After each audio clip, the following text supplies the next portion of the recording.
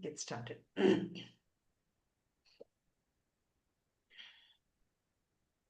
Om.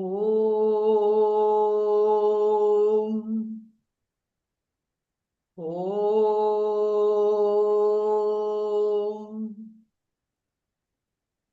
Om. Om Sahana Vavatu Sahanau Bhunaktu Sahaviryam Karavavahai Tejasvinavadhitamastu ma vidvishavahai. Om Shanti Shanti Shanti.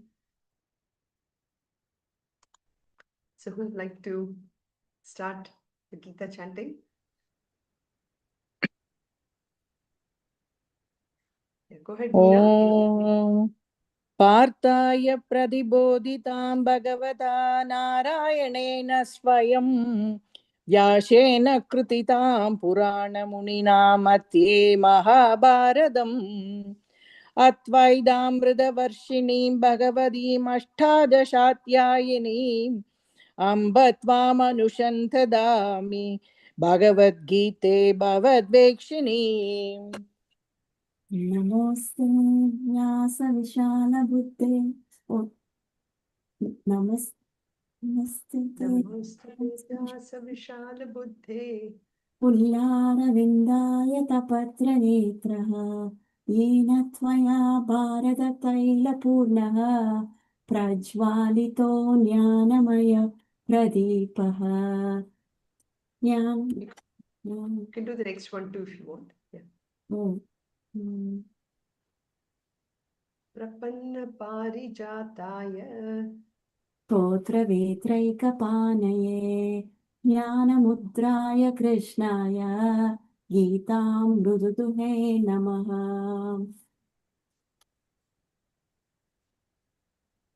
वसुदेवसुतं देवं कंसचाणूरमर्दनं देवकी परमानन्दं कृष्णं वन्दे जगद्गुरुम्. सर्वधर्मान् परित्यज्य मामेकं शरणं व्रज अहं त्वा सर्वपापेभ्यः मोक्षयिष्यामि मा शुचः. Thank you. So we are now on our third session of the 12th chapter, which actually begins with a question by Arjuna, whether Saguna Bhaktas are superior or the Nirguna Bhaktas are superior. What do we mean by Saguna and Nirguna? Saguna basically means or Saguna Dhyanam basically means meditation upon the Lord with various gunas or attributes. Like, for example, even in Vishnu Sahasranam, Megha Shyamam Pita Kausevasam, Srivitsangam, Kausavo Patsitangam, so all these are basically attributes, Megha Shyamam, somebody who's like, the beautiful clouds, so basically, so the idea is Saguna Bhaktas are those people who meditate upon the Lord with various features. And, in Balavihar also, we always say, like, when you pray to Lord Ganesha, and, we give the attributes of Ganesha, somebody who has this big belly, somebody who has this big ears, and somebody who has a trunk. And the whole idea is that each of the attribute of that particular god reminds us or is symbolic of a particular virtue that we want to imbibe within ourselves. So too, Saguna Dhyanam Upasakas are those who actually encompass this attributes of that Lord. And so here, Saguna Dhyana means meditation upon the Lord with various features, whereas Nirguna Dhyanam is essentially focusing upon that Lord who is absolutely free from all features. Now, why would we want to do this, right? Why would we want to even focus upon a Lord who has absolutely no features? So the whole idea is to recognize that, features are necessary for us because we have features and it is easy for us to relate to somebody who has the features, right? I mean, think about this. If I have to meditate upon air, or I have to meditate upon space, immediately my mind goes to, what is this space? What is this air? And we try to bring the space into a form which I can understand. Like, for example, I might think about the space in a cup, space in a balloon, space in something. So that's how we've been conditioning our mind too. Now, that is good in for many ways, because now it allows us to focus on one object. However, sometimes what can happen, or for that matter, most of the time, this is what happens for us, is when I start to focus on a particular object, immediately my association with that object develops, and I go into a tangent with my mind rather than focusing on that particular object itself. Correct? So, Nirguna Dhyanam is would be even more superior to a Saguna Dhyanam, because now your mind is focused on something which is absolutely without any features at all. So, this is the kind of question that Arjuna really starts off in the beginning itself to Krishna, saying that, tell me which is more superior, who is better. And in fact, he doesn't use the word superior, he actually says who is better, uh, Vittamaha, that's the word he uses, who is better prepared among these two bhaktas to go even higher. As we've always talked about, for all of us who are in this material plane, as long as I believe I am part of this world, my goals will be only on things which are tangible, right?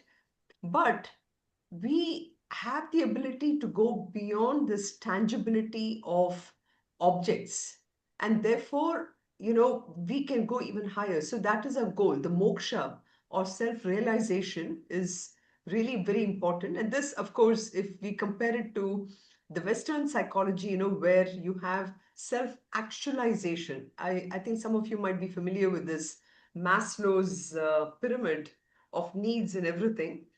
In Western psychology, you have self actualization as a goal, but for us, it is even higher than self actualization, which is self realization. And self realization is an aspect, or moksha, which is going to a state where I don't exist. This concept of I doesn't exist.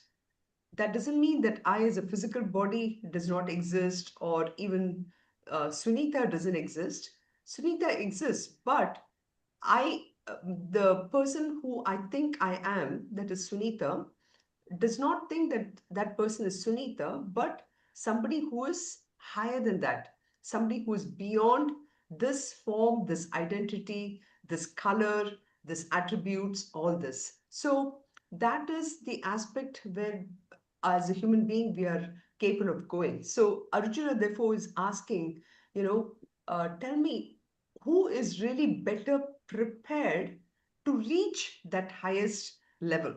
So that's the first one and two, which we covered 2 sessions ago.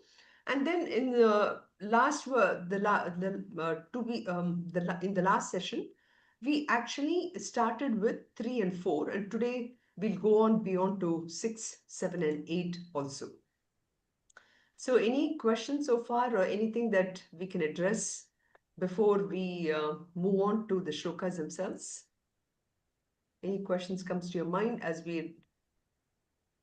Harivom, Yeah, go ahead, Anand. yeah. So usually everyone starts with Saguna Brahma, and then Correct. goes to, and then next up is then Nirguna Brahma, Correct.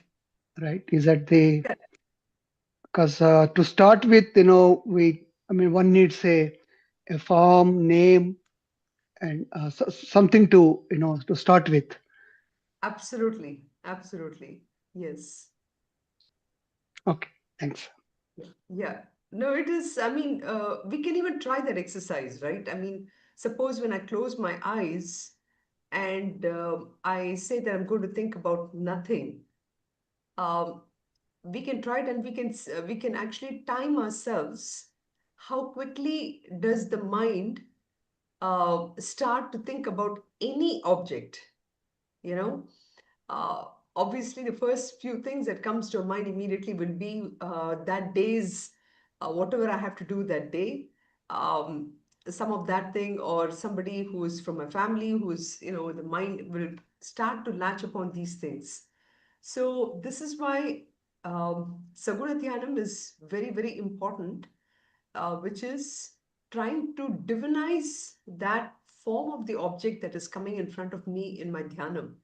So Nirguna Dhyanam is, yes, very difficult in the beginning. And this is actually in shloka number 7, he talks about it. So Saguna Dhyanam and this one, so we said, that we discussed this. So because Arjuna is asking this question, here he's describing both the bhaktas, the Saguna bhaktas and the Nirguna bhaktas. He says, Evam satati yuktaye bhaktas tvam paryupasate. That is, so the first line is addressing the Saguna Upasaka. Um, and the second one, ye cha api aksharam avyaktam. So the words from the words itself, you can see that the second line he is addressing the Nirguna Bhaktas, aksharam avyaktam. Aksharam, aksharam. Kshara means to, something which is perishable, aksharam, and avyaktam, which is, again, unmanifest. So these two are the bhaktas which Arjuna is asking. And he says, tesham ke yoga vittamaha. So, vittamaha, again, who is the one who's better prepared to reach the higher state? So that is the question. And then in shloka number 2, you see Krishna starting to address this as to who is really this one. And he's, of course, Arjuna is again a competitive person. I mean, we all are very competitive. We always want to be better than the other person. So Arjuna is also, he suddenly recognizes that, okay, there are two kinds of people. Now let me see what Krishna is saying. So Krishna is also, of course, very smart. I mean, here he doesn't want to let down his most favorite disciple, Arjuna. But at the same time, he has to give him an idea. So he says, Maya Veshya Mano Yema Nitya Yukta Upasate Shraddhaya Parayopetaha Teme Yukta Tama Mataha. So he says, fixing my aveshya mana yema mam. So those people who are fixed only on me, those who worship me ever steadfast and endowed with supreme faith, they, in my opinion, are the best in yoga, you know. So here he doesn't necessarily, you can see, distinguish between a Nirguna Bhakta or a Saguna Bhakta, because at the end of the day, a Mai Aveshya Manaha, okay? So one can think about Mai Aveshya, so one who is fixed on me, but here he is actually going a little deeper. He's saying Mai Aveshya Manaha, one who is completely merged with me. So that he says, this one, I consider them to be the most, the highest. Okay. And key things like we talked about last time also, Shraddhaya, somebody who has complete faith. It's not an 80-20 rule, or, where, okay, 80% of the time I will, Krishna, I think I believe in you, and all that 20%, I'm not sure. I need to, I need to think about it. I need to really think what you're doing. It's no. It's like either you're completely with me or you're not with me, So Shraddha means that complete faith, which is born out of understanding. Okay, so this is Shraddha faith when compared to blind faith. So blind faith is, somebody tells me I have to do this, I just do it. I don't really, so on the face of it, it may seem like a person who is blind faith or who has Shraddha, both of them are acting the same way. But Shraddha is where the person not only has complete trust, but it is trust born out of understanding. So this is the three qualities which is listed here for any devotee, which he says, first, bring your mind complete to me. And this in chapter 6, there are a lot of techniques which was given, and these techniques, through which you can understand how to really bring that the manaha completely absorbed in him, absorbed in that Lord. So in the initial stages, it happens that we keep our mind on Ishvara for, even if we keep it for, say, I want to say even 2 minutes, even 2 minutes can seem really long, but even if I can keep for 2 minutes, that is really quite an achievement. So that is why he says, let's start with that as the first part. And then second is, I have to be Nitya Yukta, the ability to remain completely engaged in worship without even for a second letting that mind divert itself to anything else. And I remember Usha asking this question: how is that even possible? In day-to-day life, is that really possible? So the only way it can be possible is first starting this first step number one, where I'm sitting quietly and I'm focusing my attention on my Ishta Devata. And then slowly and slowly, I start to see that Ishta Devata in and through everyone I'm interacting in the world.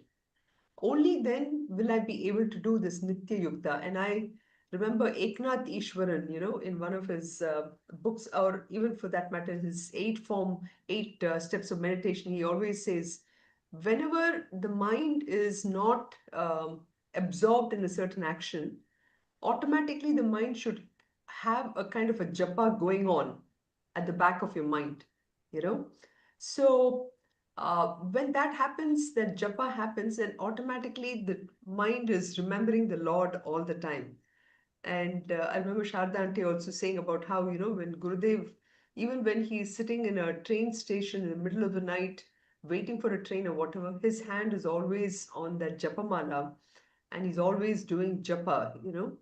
So this is again another technique, another way to always have some kind of a japamala, because sometimes the mind by itself may not be able to rest on the form of the Lord, on the action. But if I have a kind of a japamala in the hand, the movement of my fingers on each of the bead kind of jerks my mind to focus. So that is the aspect he's saying, which is, um, and again, even though this seems like Mai Manaha, Nitya Yukta, Shraddhaya, they seem like it's kind of very easy to attain, but he's basically, Krishna is choosing these words, Nitya Yukta, Shraddhaya, all these words he's using because ultimately the thing that is required from Arjuna is Aveshyam. Avesha is this complete merging of myself with the Lord, you know. So to describe that kind of a concentration, I need to have these three. So that is why these three words are very carefully chosen here. So again, the question that was asked is about Saguna and Nirguna, and we saw it last time also. So, Saguna Bhaktas are superior, he says, but Nirguna Bhaktas attain me. So, words very carefully chosen by Krishna. Between the two sentences, somebody who's looking at it will say that, oh, okay, this means anyway the same thing, right? And yes and no, they do mean the same thing in the sense that both of them are equally important for Lord Krishna, but one is still, waiting at the door, uh, waiting at the door. So Saguna Bhaktas are still the people who are working hard to come all the way up to the door, whereas Nirguna Bhaktas have gone through the door and have already merged with the Lord. You know, that is to say, so to Anand's point, when Anand asked a question, so about Nirguna Bhaktas versus Saguna, can I start with becoming a Nirguna Bhaktas? I mean, it is almost impossible because, like I said, we live in a world of names and forms and colors.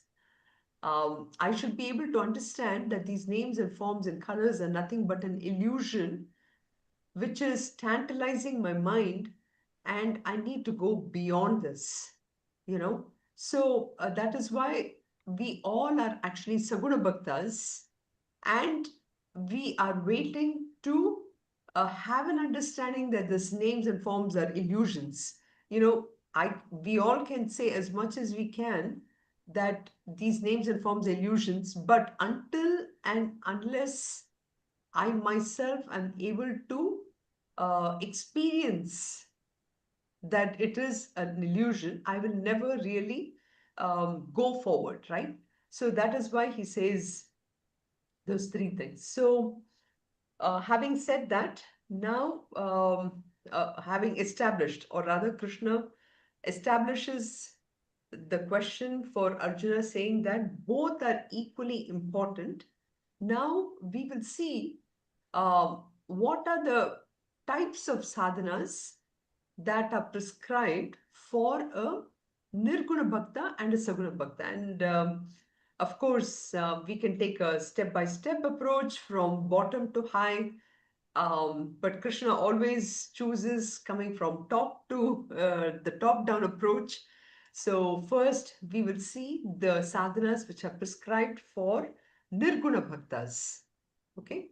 So I think we chanted last time, but I will just chant it as in the prose order. So ye tvaksharam anirdesham avyaktam paryupasate sarvatra sarvatra gamachintyam cha kutastam achalam dhruvam. So here he's giving, there are essentially, and then the next one also, they both go together because they both are the sadhanas for a Nirguna Upasaka. Sanniyam Indriya Gramam Sarvatra Sama Buddhayaha Te Prapnuvanti Mameva Sarva Bhuta Hite Rathaha. So, between these two verses, you will see there are about 11 uh, technical terms that are used. And looking at this, it's like, climbing Mount Everest or something, quite daunting actually. But then that is really the main reason here because, Anand himself, like when he asked this question about Nirguna Bhaktas, why do I even bother about being a Saguna Bhakta when the Nirguna Bhakta position is what I really want to get to, right? But the idea again is to push ourselves to giving this highest form here.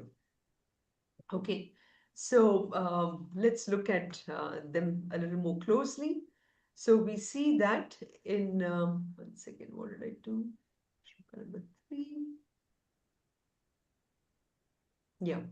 So in shloka number 3, he says, Ye tvaksharam anirdvesham avyaktam paryupasate sarvatra gamachintyam cha kutastam achalam dhruvam.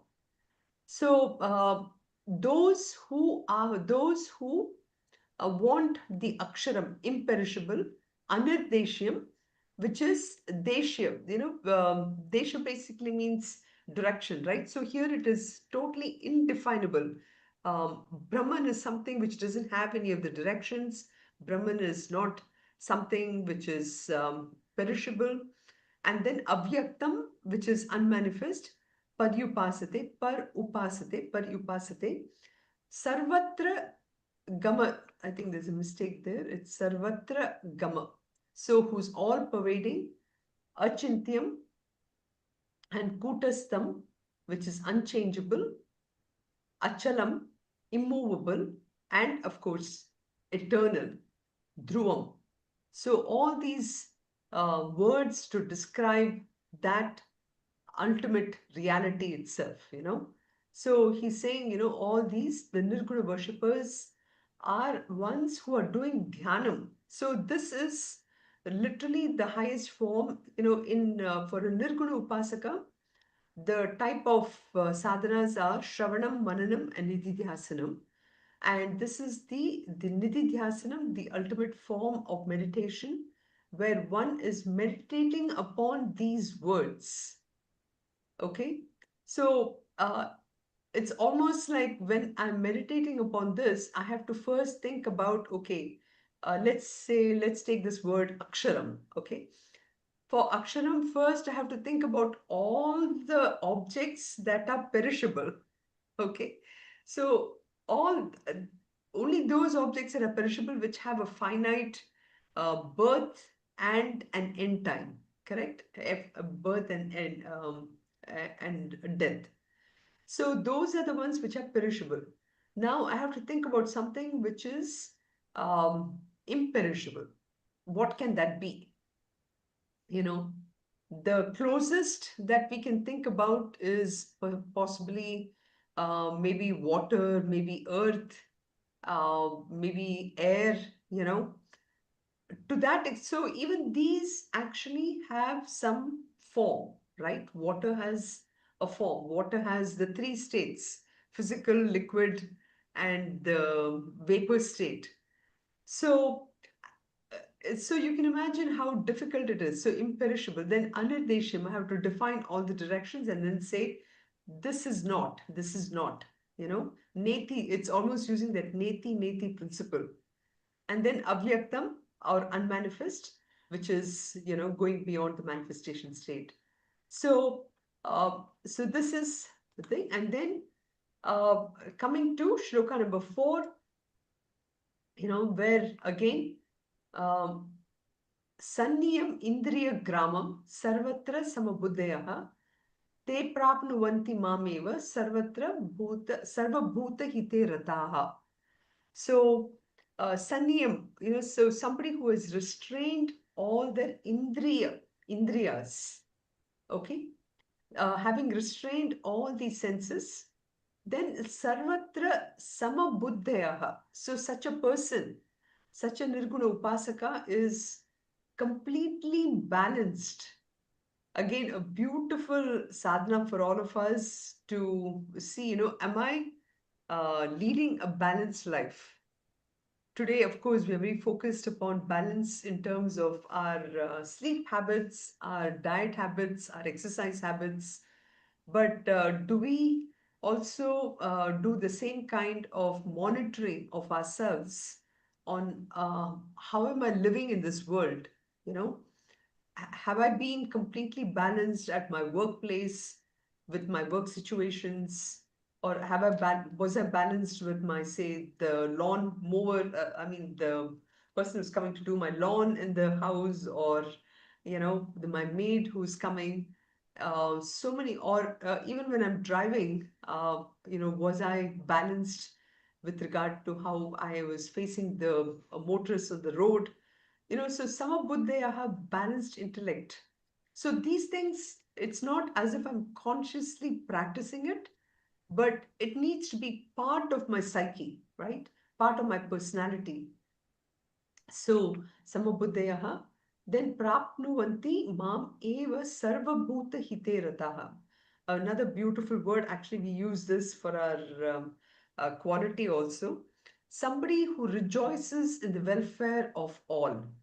We were doing leadership qualities from Bhagavad Gita, and this was one of the things that we used.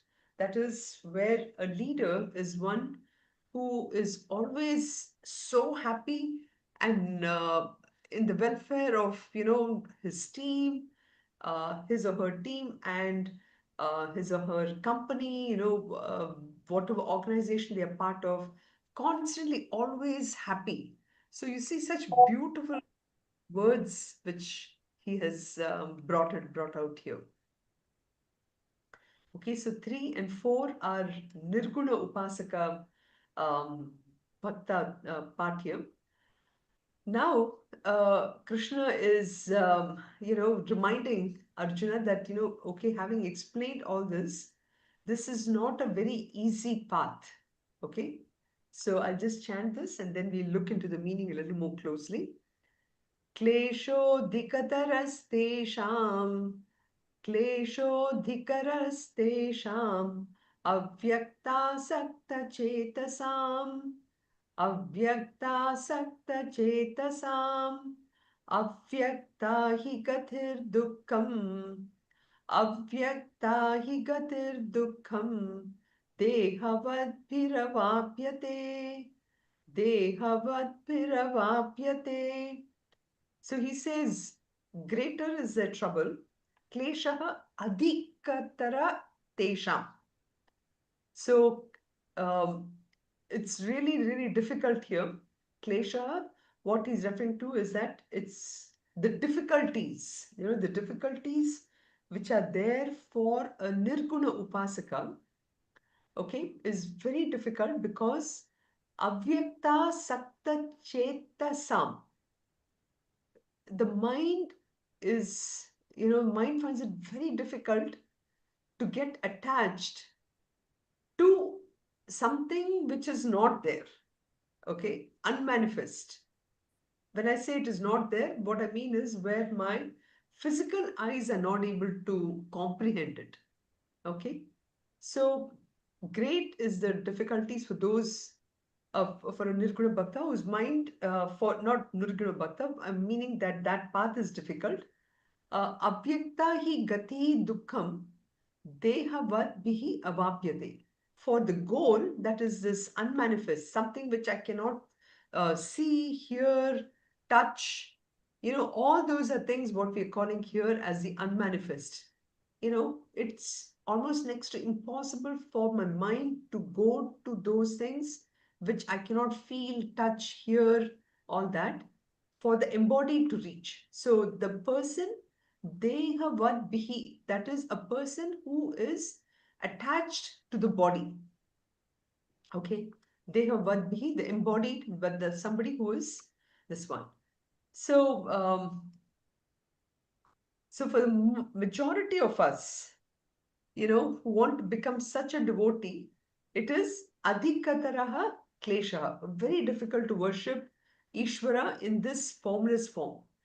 Main reason being that our sense of attachment to the body, it sort of creates a wall, a kind of a separation between myself and that Ishvara. So why does it happen? It's because, we are carrying within us so many conditionings from so many lifetimes. And this conditionings automatically comes to my mind when I sit for dhyanam and creates this barrier between me and Ishwar, and therefore it is very hard to cross that. And therefore, you need extreme viveka, vairagya, all the shat sampati in tattva bodh, which we have learned, viveka, vairagya, shat sampati. So you need extreme vairagya or detachment for this. And this is what in Kathopanishad also, it says, Kshurasya dhara nishita duratyaya durgam patastat kavayo vadanti. Kavayoho vadanti. So Kavayoho, that is great sages, Kavihi, great Kavihis, they actually say that this path of for a Nirguna Upasaka is extremely difficult. It's like walking the razor's edge. In fact, it was interesting. The very first time when I came across the word razor's edge was by the title of this book by Somerset Maugham. Um, and only later I realized that this word razor's edge is actually it comes from Kathopanishad, where it says, that it's like walking on the edge of a razor. It's that difficult is this path for somebody who is following the Nirguna path, you know. So literally it is the path of the Jnana Yoga, you know, and this is extremely difficult because the Ishvara in a formless form is really not available for us. It sounds it's like a cliche. I mean, what do you mean by not available? Because the availability itself, is defined by how we look at things. When we look at some things with our eyes and everything, only then we say that, oh, this has become now available for my comprehension, right? But the very fact that this is not available directly for my eyes is kind of very difficult. It's very difficult to conceive of an kind of an of Brahman whom we cannot objectify, right? And we cannot say Brahman is available in this form here, but not in the other form, or Brahman is available only in my own children. or people close to me, but Brahman is not available in the my neighbor who's creating so much of issues for me, you know. So it requires a tremendous amount of detachment from the world in order for me to focus on this path of Nirguna Upasaka. Okay. So, which is why in Tattva Bodh, it starts off with the qualifications like Viveka, Vairagya, Shat Sampati. And so this Jnana Yoga is kind of very difficult path to go. Of course, the Jnana Yoga itself is, the higher of the paths, because we have to go through the Karma Yoga, and then the second part, which is Bhakti Yoga, which is what the second part of Bhagavad Gita, which we're going through, So all these things are necessary for us. Sorry, I think I meant, yeah. So that is why this Katha Upanishad mantra is very critical to remember here, that this is a razor's edge path itself is, yeah. So in Atma Bodh, I know, having talked about Tattva Bodh, I thought I'll just throw in this text also. In Atma Bodh, Shankaracharya very clearly says uh, the only way that I can actually sort of give up this world, okay, because this world itself is a creation of my own mind, correct? The way I look at the world can be very different than how, say, Jayashree looks at the world, or anybody else who looks at the world. So that perception on how I look at the world is an illusion created by my own mind, and that illusion itself has been created based upon my own past impressions and everything. Now, what these impressions done? These have actually created a barrier so that it prevents me from looking at the world as is. So these impressions have basically made me ignorant of the reality of the world. So now who can remove this? That ignorance which has led to this creation of this illusion, and where this illusion is a barrier, can be removed only ultimately through the Shastras. The Shastras are the only ones who can actually tell me that this world is not the same as how you've been looking at it.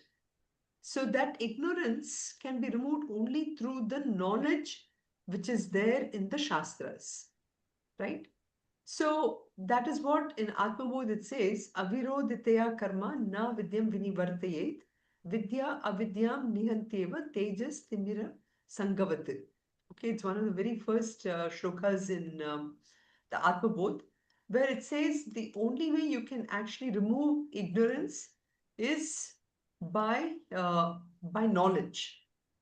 So it's almost like, when the room is dark, how can you remove the darkness out of the room? It's only by shining light, right? So by shining light, you can remove the darkness out. So too, the darkness of ignorance which is there in my mind can be removed only through the light of knowledge. It's like this. I mean, if I'm studying chemistry, and if I'm studying the chemistry of materials, the only way I can understand the chemistry of a material, say, let's say, for example, if it is cellulose or something which is made with a certain amount of carbon, hydrogen, and oxygen atoms, I can do that only when I study chemistry of it. Then I recognize that this is made of so much amount of carbon, hydrogen, oxygen atoms. And by doing so, the ignorance of what cellulose is made of goes away with that knowledge, right? So too for all of us, the knowledge of the world can be removed, the knowledge of the world can be strengthened only by first removing the ignorance of what I think the world is made of. Today, I think the world is made of all these um, materials and everything, right? But then It is actually through quantum studies and everything where we find that these materials themselves are actually not in a solid form, but they're more in the form of a wave and everything. And once I recognize it, then I realize there is this whole solidification that I see in front of me is all mainly in my own mind, right? I have created this world, the solidification is there, and this is why I have given a lot of reality to the world, because when something is so solid and something which I have strengthened my understanding through the impressions created by my sense organs, I give a lot more reality to that, right? So this is the whole thing for a Nirguna Upasaka is something that we have to study so through the methods of Jnana Yoga. So that is why in the beginning, it's very easy for us to start off initially our journey of spirituality through Karma Yoga, you know.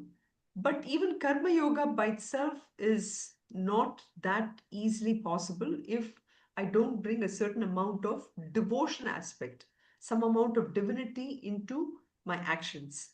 So, this shloka which we've gone through before, so that's why Krishna says, Jnana Yoga is very difficult, and you have to necessarily, understand that. And that's why he says, Raja Vidya Raja Guhyam Pavitram Idamuttamam Pratyakshasavagamam Dharmyam Susukam Karturavyayam. So, we have to understand that Jnana Yoga is the easiest, provided, Dharmyam Susukam Kartum Avyayam. It can be very easy if I have totally understood what it really means. But if I have not understood it, it can be the most difficult one. But it is the highest of form of knowledge, Raja Vidya, Raja Guhyam, Pavitram Idam Uttamam. So, um, one of the most important, not one, the most important knowledge, and that can be made easy so long as I understand in its proper manner. So, shlokas, so that is the 3 and 4 and 5.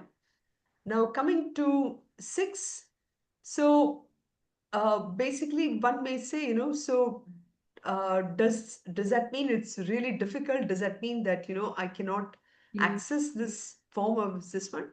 Does it really mean that our spiritual journey ends here? So Shri Krishna, therefore, he addresses the needs of Saguna Upasakas from the shlokas 6, 7, and 8, where, he transitions from Nirguna to the Saguna Ishvara Dhyanam. So he's basically having given us that highest form of really the meditation and highest form in which we can lead to, which is focus on the formless Ishvara. Now he's coming down, say, one step lower, literally coming from, say, the sixth step. Now he's, or from the fifth step. If you remember the various steps we talked about maybe 3 sessions ago, where we broke karma, upasana, and jnana yoga into almost like 5 steps. And so from the fifth step, he's coming down to the fourth. And now we are going to be looking at how the Saguna Upasaka um, methods here. So let's chant this. 6 and 7, they go together. Ye tu sarvani karmani, ye tu sarvani karmani, mai sanyasya matparaha, mai sanyasya matparaha, ananyenaiva yogena, ananyenaiva yogena, mam dhyayanta upasate. मां ध्यायन्त उपासते तेषामहं समुद्धर्ता तेषामहं समुद्धर्ता मृत्युसंसारसागरात् मृत्युसंसारसागरात् भवामि न चिरात् Partha Bhavami nachirat partha maya veshita chetasam maya veshita chetasam. So here he is starting to talk about the Saguna Dhyanam, about, starting with Yetu Sarvani Karmani, that is, those Yetu, Ye referring to those devotees who have Sarvani Karmani, that is, all the actions, Mai, who have actually renounced all those actions in me, Sanyasya Mat Paraha. This word Matparaha, we have come across that in chapter 11 as well. So, Matparaha being that ultimate goal, and so they regard me as their a supreme goal. So, Ananye Naiva, who's with single minded devotion, Ananye Naiva Yogena, Mam Dhyayanta Upasate, who are meditating upon me and worshipping me. Okay, those devotees, Tesham, for them, that is Aham Samudharta. So, for them, that is the Saguna Upasakas. Okay, I liberate them from the Mrityu Samsar Sagarat, Mrityu Samsara Sagarat, from the ocean of samsar of births and deaths, and immediately this na achirat, like immediately. So the way he's that's why there is almost no difference between nirguna and saguna upasaka. Here he says, not even, I will not wait even for a second. Na achirat partha, he's saying, I will definitely liberate them. Bhavami nachirat partha mai aveshita chetasam, for their minds are already set on me. So somebody who's already set on me, I will take them completely out. So somebody who's dedicated to me, where all actions are dedicated, Yetu Sarvani Karmani, and who is Matparaha, who has kept me as a supreme goal, and who is Ananyena Eva Yogena, who's single-minded devotion. Again, in this day and age, very hard to develop the single-minded devotion, because the mind is has been taught to be fragmented by all these wonderful social media and everything. Ananye naiva yogena mam dhyayanta upasate. So when these steps are perfected, these three, how long does it take? So Krishna is saying, not even a second. Immediately, I will be there to take you out of this samsara of birth and deaths. So again, it is not a physical movement of taking one person out, but basically Krishna is giving that knowledge which will allow me to understand that the world that I'm living in is actually, it depends on it depends upon how I'm looking at it. If I look at the entire world as nothing but Krishna, Krishna everywhere, then my actions, everything will be so pure, and I can, be, have only divine actions. But on the same lines, I will also be able to recognize the temporal nature of the world.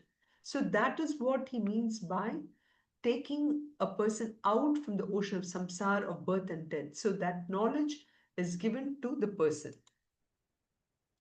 So that is the Yetu Sarvani Karmani, Mai Sanyasya Matparaha. So Krishna is giving that assurance that I will be able to take you out. Again, Ananyena Eva Yogena Mam Dhyayanto Upasate. So, being able to, but the key things again, what he's asking is to have that single-minded devotion. So in shloka number 7, he basically says, how does he free himself? Basically, this, Tesha Maham Samuddarta Mrityu Samsara Sagrat Bhavami Nachirat Partha Maya Veshita Chetasam. So he takes them completely out of the sab by giving that knowledge and getting that person out. And somewhat similar shloka, we had already seen this in chapter 9, Ananyas Chintayanto Mam Ye Jana Paripasate Tesham Nityabhiyuktanam Yogakshemam Vahamyaham. And so he basically gives him that assurance of um, the bhakta to take him out. So now we have seen that the the sadhana for both Saguna and Nirguna Upasakas, they're somewhat similar. But one is having the form of the Lord in front, and the other one is completely without the form. And in order to be able to meditate upon a formless, you can see how much our knowledge has to be even more firm. And that is why the word Shraddha is brought in order to bring that faith element as well in a Nirguna Upasaka, because you don't have the form in which you're meditating. So, Hari any Om. questions? Yes. So there is basically no difference between these two slokas, Ananya Chintayanto Mam, and then in the seventh sloka here. There's no major difference, right? Between for a Nirguna Upasaka and a Saguna Upasaka. No, Right? remember you quoted Ananya Chintayanto Mam Jana Pariyubhashate Nesha Desham Nityam Yuktanam Yogakshemam Vahamyaham. So Correct. that, and then this 12th chapter 7th sloka. Is Correct. there any major difference? So, yes, a very good question. So, let us look at it. So, we have this is the shloka number 9. Here he's saying Yoga Kshemam Vahamyaham. I will give you all the Yoga Kshemam, the prosperity and everything. In here he is saying is that this is more of a bhakti shloka. So here he says Ananyena eva yogena mam dhyayanta upasate. Okay. Here you're meditating upon me and completely is what because Arjuna's question is what is the difference between the two upasakas? Okay. So the So other sloka, he says, if you surrender to me, I take care of your yoga kshema. correct. This is Correct. more of a bhakti. Okay, I understand now. Okay. Correct. So here there is an element of phalam that is given to the devotee when the person is completely focused on that Lord. Bhakti. Yeah. Yeah. Okay. Thank you so much. It is actually quite an exercise, Meena, to be able to keep going to the previous chapters and then connecting them and seeing, what is the difference between what they're saying in the different chapters. And uh, It I've looks just like started everything making is the same. exercise. It looks like, oh, first I thought it was just the same. But when you try to explain now I can really understand. Right. They look same, but they're different. Yeah. Yeah. And I don't know whether you remember when we did the shloka, we also talked about that story of um, the right. I have to go. I'll pull that story out for next week. This writer was writing the commentary on the shloka, and instead of saying Vahamyaham, he said, "No, the how notes that I have is thinking of none other than me, those who worship me alone, and those who are self-controlled. I take care of their bodily requirements. That's what correct, you told me. correct." No, but there's a very beautiful story that we talked about that time. Mm. It's um, so there was this writer who was, saying that Krishna would never say something that, I will take care of you. Mm. He will never say something in an ego way or whatever. So he Mm. changes the word Vahamyaham to something else. So immediately that day, what happens is, and he's a very poor writer. And so that evening, what happens is Krishna actually comes in the form of a small boy Bas- and would have a scar on him. Yes. And that scar on him was because this writer in his book had made a mark on where he had scratched Vahamyaham. So that scratch was seen in the boy, and then the writer realizes that he cannot change something which Krishna himself has said in Bhagavad Gita. It's a very Mm. powerful story. I'll try to remember the whole thing. Some of the Mm. I'm not able to bring that whole. I'm not able to remember that, but It was a beautiful story you explained. I remember that, Sunitha ji. yes, Yeah, yeah, little kid, I they don't have any food, and um, correct, exactly, wife will exactly, say, "What did you do to this little boy? Why did you do this to him?" And then he had a scratch on his forehead and all that, right? Yeah. correct, correct. He changes his word Vaham Yaham. And even in chapter 9, you said about you briefed about bhakta, 5 conditions to be a bhakta, and you said it's very important. One is develop devotion to me, make me as your ultimate goal, don't lose sight of me as the goal, convert every moment of your life into a purification exercise, always surrender to the Lord and do everything with Lord's blessings. So I Correct, mean, you talked about bhakta even in chapter 9. right, Mm. right. That's so good. Mm. Yeah. Thank you So so much. you're welcome. You're welcome. And we will do that. We'll go back and forth like this, comparing some of these shlokas. It'll just reinforce what we're studying here. Yeah. And we recollect a lot of information that you Hmm. shared with us. So, Definitely. And Hariom, one question. yes, Anand. Somebody wants to speak to them. Go ahead. No, no, Okay. go ahead, Anand. Sloka 7, it says, uh, Teshamaham samuddarta muchi samsara sagarat. So that means, he's going to lift from the samsara sagara, right? Correct. Okay. Mm-hmm. So then is the meaning, then the devotee will be in the path of, uh, in the path of Bhagavan or in the path of moksha? Is that the Correct. way to understand? Yes, yes, absolutely, absolutely. So here, again, as I mentioned earlier, it is not as if it's a physical. Krishna is not saying that, okay, now give up everything, come with me to the Himalayas and we'll sit in a cave, meditate.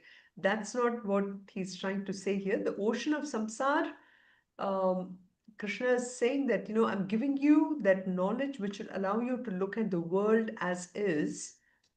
And once we understand that the world is not this world of names, forms, and things which I'm attracted, but it is nothing but that ultimate Ishvara who has taken the form of this whole world, then so that's the knowledge, and that's what he's saying. Do I become without delay? So nachirat, not even for a second there is a delay, and he is he's basically giving him that knowledge to reach the highest. Thanks.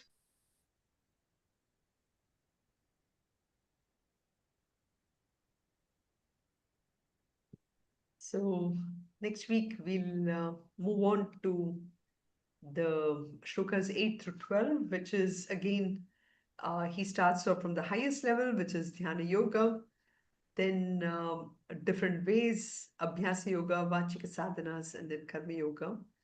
We'll go through all these sadhanas again, which will help us, focus our mind, this ananyas chintayantu mam. We can do that.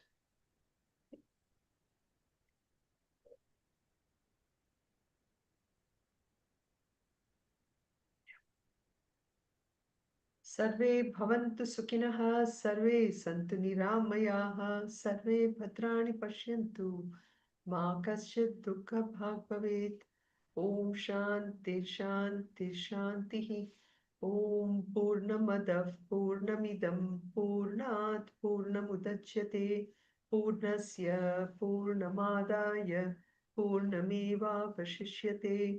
Om Shanti Shanti Shanti. Harihi Om Shri Gurubhyo Namaha. Harihi Om.